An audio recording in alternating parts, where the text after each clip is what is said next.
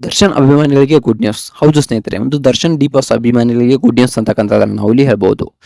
So ಒಂದು ದರ್ಶನ್ ಅವರಿಗೆ bale ಸಿಗಲಿದೆ. ಸೊ ಅಷ್ಟಕ್ಕೊಂದು ರೇಣುಕಾಸ್ವಾಮಿ ಅವರ ನಿರ್ಧಾರದಿಂದ ಒಂದು ಬೇಲ್ ಸಿಗಲಿದೆ. ಎರಡು ಮಾಸ್ಟರ್ ಪ್ಲಾನ್ ಈಗ ದರ್ಶನ್ ರವರ ಒಂದು ವಕೀಲರು ಮಾಡಿದ್ದಾರೆ. ಒಂದು ರೇಣುಕಾಸ್ವಾಮಿ ಅವರು ಈ ರೀತಿಯಾದ ಒಂದು ಹೇಳಿಕೆಯನ್ನ ಕೊಟ್ಟಿದ್ದಾರೆ. ಯಾವ ರೀತಿ ಅಂದ್ರೆ, ದರ್ಶನ್ ಅವರನ್ನ ಬಿಟ್ಬಿಡಿ, ಸೊ ನಮ್ಮ ಜೀವನ ಅಂಶವನ್ನು ಅವರೇ ನೋಡ್ಕೊಳ್ತಾರೆ, ನಾವು ಸಾಯುವವರೆಗೂ ನಮ್ಮ ಜೀವನವನ್ನು ಅವರೇ ನೋಡ್ಕೊಳ್ಳೋದಾದ್ರೆ ಅವರಿಗೆ ಬೇಲ್ ಕೊಡ್ಲಿ ಅಂತಕ್ಕಂಥದನ್ನ ಒಂದು ರೇಣುಕಾಸ್ವಾಮಿ ಅವರ ತಂದೆ ಅವರು ಹೇಳಿದ್ದಾರಂತೆ. ಇನ್ನೊಂದು ಒಂದು ಮಾಸ್ಟರ್ ಪ್ಲಾನ್ ಅನ್ನ ಒಂದು ವಕೀಲರು ಮಾಡಿದ್ದಾರೆ, ದರ್ಶನ್ ರವರ ಪರ ವಕೀಲರು. ಈ ಒಂದು ತಿಂಗಳಲ್ಲಿ ಖಂಡಿತವಾಗ್ಲೂ ಬೇಲ್ ಸಿಗುತ್ತೆ ಅನ್ನೋದನ್ನ ಒಂದು ದರ್ಶನ್ ರವರ ಪರ ವಕೀಲರು ಹೇಳಿದ್ದಾರೆ. ಸೊ ಹಾಗಿದ್ರೆ ಏನು ಆ ಮಾಸ್ಟರ್ ಪ್ಲಾನ್? ದರ್ಶನ್ ರವರಿಗೆ ಬೇಲ್ ಸಿಗುತ್ತಾ? ಕೋರ್ಟ್ ಏನು ತೀರ್ಪನ್ನ ನೀಡುತ್ತೆ? ಇದೆಲ್ಲದರ ಬಗ್ಗೆ ಸಂಪೂರ್ಣವಾದ ಮಾಹಿತಿಯನ್ನ ಈ ಒಂದು ವಿಡಿಯೋದಲ್ಲಿ ನಾನು ನಿಮಗೆ ತಿಳಿಸ್ಕೊಡ್ತೀನಿ. ಅದಕ್ಕೂ ಮೊದಲು ನೀವು ನಮ್ಮ ಚಾನಲ್ಗೆ ಹೊಸಬರಾಗಿದ್ರೆ, ನೀವು ನಮ್ಮ ಚಾನಲ್ಗೆ ಸಬ್ಸ್ಕ್ರೈಬ್ ಮಾಡಿಲ್ಲ ಅಂದ್ರೆ ಈ ಕೂಡಲೇ ಸಬ್ಸ್ಕ್ರೈಬ್ ಮಾಡಿ. ಹಾಗೆ ಒಂದು ಪಕ್ಕದಲ್ಲಿರೋ ಬೆಲ್ ಐಕನ್ ಪ್ರೆಸ್ ಮಾಡೋದ್ರ ಮೂಲಕ ನಮಗೆ ಸಪೋರ್ಟ್ ಮಾಡಿ. ಹಾಗಿದ್ರೆ ತಡ ಮಾಡೋದು, ಬನ್ನಿ ಸ್ನೇಹಿತರೆ ವಿಡಿಯೋನ ಸ್ಟಾರ್ಟ್ ಮಾಡೋಣ. ಇನ್ನು ಮೊಟ್ಟ ಮೊದಲದಾಗಿ ನೋಡ್ಬೇಕಪ್ಪ ಅಂತಂದ್ರೆ, ಒಂದು ರೇಣುಕಾಸ್ವಾಮಿ ಕೊಲೆ ಪ್ರಕರಣದಲ್ಲಿ ಈಗಾಗಲೇ ಒಂದು ಒಳಗಿದ್ದಾರೆ ಒಂದು ದರ್ಶನ್ ರವರು. ಸೊ ಯಾವುದೇ ರೀತಿಯಾದ ಪೂರ್ತಿಯಾದ ಮಾಹಿತಿ ಕೂಡ ಇನ್ನೂವರೆಗೂ ಸಿಕ್ಕಿಲ್ಲ. ಸೊ ದರ್ಶನ್ ರವರು ಒಂದು ಈಗಾಗಲೇ ಒಳಗಿದ್ದಾರೆ. ಇನ್ನು 1 ವರ್ಷಗಳ ಕಾಲ ಯಾವುದೇ ರೀತಿಯಾದ ಬೇಲ್ ಸಿಗೋದಿಲ್ಲ. ಸೊ ಬೇಲ್ಗೆ ಅಪ್ಲೈ ಮಾಡಬೇಡಿ ಅನ್ನೋದನ್ನ ನ್ಯಾಯಾಧೀಶರು ಈಗಾಗಲೇ ದರ್ಶನ್ ರವರ ಪರ ವಕೀಲರಿಗೆ ಹೇಳಿದ್ರು. ಸೊ ಕೋರ್ಟ್ನ ಟೈಮನ್ನ ವೇಸ್ಟ್ ಮಾಡಬೇಡಿ, ದರ್ಶನ್ ರವರಿಗೆ ಯಾವುದೇ ರೀತಿಯಾಗಿ 1 ವರ್ಷಗಳ ಕಾಲ ಬೇಲ್ ಸಿಗೋದಿಲ್ಲ. ಒಂದು ಕೋರ್ಟ್ನ ಟೈಮನ್ನ ವೇಸ್ಟ್ ಮಾಡಬೇಡಿ, ಹಾಗೆ 1 ವರ್ಷಗಳ ಒಳಗಡೆ ಒಂದು ದರ್ಶನ್ ಅವರ ಕೇಸನ್ನ ಮುಗಿಸಬೇಕು ಅನ್ನೋದು ಈ ಮಾತನ್ನ ಒಂದು ನ್ಯಾಯಾಧೀಶರು ಈಗಾಗಲೇ ಹೇಳ್ಕೊಂಡಿದ್ರು. ಸೊ ಒಬ್ಬ ಮನುಷ್ಯ ಎಷ್ಟೇ ಒಂದು ಒಳ್ಳೆಯ ಕೆಲಸಗಳನ್ನ ಮಾಡಿದ್ರು ಕೂಡ ಅಷ್ಟೇ, ಅವನ ಒಂದು ಕೆಟ್ಟ ಕೆಲಸವನ್ನೇ ಸಮಾಜ ಎತ್ತಿ ಹಿಡಿಯುತ್ತೆ ಅನ್ನೋದಕ್ಕೆ ದರ್ಶನ್ ರವರೇ ಕಾರಣ. ಸೊ ಹಾಗಂತ ದರ್ಶನ್ ರವರು ಮಾಡಿರೋದೇನು ಸರಿ ಅಂತಕ್ಕಂಥದ್ದನ್ನ ನಾನು ಹೇಳ್ತಾ ಇಲ್ಲ. ಆದ್ರೆ ದರ್ಶನ್ ರವರು ಒಂದು ಈಗಾಗಲೇ ಹೊರಗಡೆ ಇದ್ರೆ ಎಷ್ಟೋ ಸಮಾಜಮುಖಿ ಕಾರ್ಯಗಳಿಗೆ ಒಂದು ಸಹಾಯವಾಗ್ತಾ ಇದ್ರು, ನೆರವಾಗ್ತಾ ಇದ್ರು.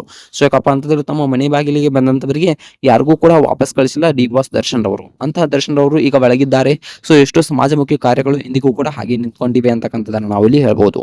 ಇನ್ನು ನೋಡ್ಬೇಕಪ್ಪ ಅಂತಂದ್ರೆ, ಒಂದು ರೇಣುಕಾಸ್ವಾಮಿಯ ತಂದೆ ತಾಯಿಯವರು ಒಂದು ಅವರನ್ನ ಹೊರಗಡೆ ಬರೋದಾದ್ರೆ ಬರಲಿ, ನಮ್ಮ ಜೀವನವನ್ನು ಅವರೇ ನೋಡ್ಕೊಳ್ಳೋದಾದ್ರೆ ನಮಗೆ ಯಾವುದೇ ಅಭ್ಯಂತರವಿಲ್ಲ. ಸೊ ಒಂದು ಅವರಿಗೆ ಬೇಲ್ ಕೊಡಿ ಅನ್ನೋ ಮಾತನ್ನ ಈಗಾಗಲೇ ಒಂದು ರೇಣುಕಾಸ್ವಾಮಿ ಅವರ ತಂದೆ ತಾಯಿಯವರು ಹೇಳಿದ್ದಾರಂತೆ. ಸೊ ಇದಕ್ಕೆ ಕೋರ್ಟ್ನ ತೀರ್ಪು ಏನಪ್ಪಾ ಅಂತಂದ್ರೆ, ಇದಕ್ಕೆ ಕೋರ್ಟ್ನ ತೀರ್ಪು ಏನಾಗುತ್ತೆ ಅನ್ನೋದನ್ನ ಕಾದು ನೋಡ್ಬೇಕಾಗಿದೆ. ಸೊ ಇದಕ್ಕೆ ದರ್ಶನ್ ರವರು ಹೊರಗಡೆ ಬರ್ತಾರೆ ಏನು ಅನ್ನೋದನ್ನ ಕಾದು ನೋಡ್ಬೇಕಾಗಿದೆ. ಇನ್ನೊಂದು ಮಾಸ್ಟರ್ ಪ್ಲಾನ್ ಅನ್ನ ದರ್ಶನ್ ರವರ ಪರ ವಕೀಲರು ಮಾಡಿದ್ದಾರೆ.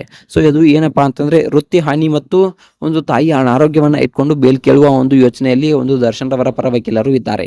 ಸೊ ಏನಪ್ಪಾ ಅಂತಂದ್ರೆ, ಅಷ್ಟಕ್ಕೂ ಏನಂದ್ರೆ, ಒಂದು ದರ್ಶನ್ ರವರಿಗೆ ವೃತ್ತಿ ಹಾನಿಯಾಗಿದೆ ಅಂತಕ್ಕಂಥದನ್ನ ಒಂದು ಯೋಗ್ಯವಾಗಿ ಇಟ್ಕೊಂಡು, ಸೊ ಹಾಗೆ ಒಂದು ದರ್ಶನ್ ಅವರ ತಾಯಿಗೆ ಒಂದು ಅನಾರೋಗ್ಯ ಒಂದು ಕಾರಣವನ್ನ ಇಟ್ಕೊಂಡು, ಅಂದ್ರೆ ಅವರಿಗೆ ಒಂದು ಸರಿಯಾಗಿ ಒಂದು ಅನಾರೋಗ್ಯದ ಒಂದು ಕೊರತೆ ಕಾಡ್ತಾ ಇದೆ, ಸರಿಯಾಗಿ ಆರೋಗ್ಯದ ಮೇಲೆ ತುಂಬಾ ಪರಿಣಾಮಗಳು ಬೀರ್ತಾ ಇವೆ.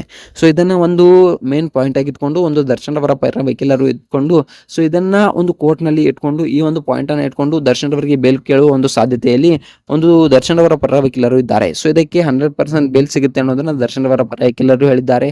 ಸೊ ಇನ್ನು ಆದಷ್ಟು ಬೇಗ ದರ್ಶನ್ ಅವರು ಈ ತಿಂಗಳಲ್ಲಿ ಹೊರಬರ್ತಾರೆ ಅನ್ನೋದನ್ನ ಒಂದು ದರ್ಶನ್ ಅವರ ಪರ ವಕೀಲರು ಹೇಳ್ತಾ ಇದ್ದಾರೆ.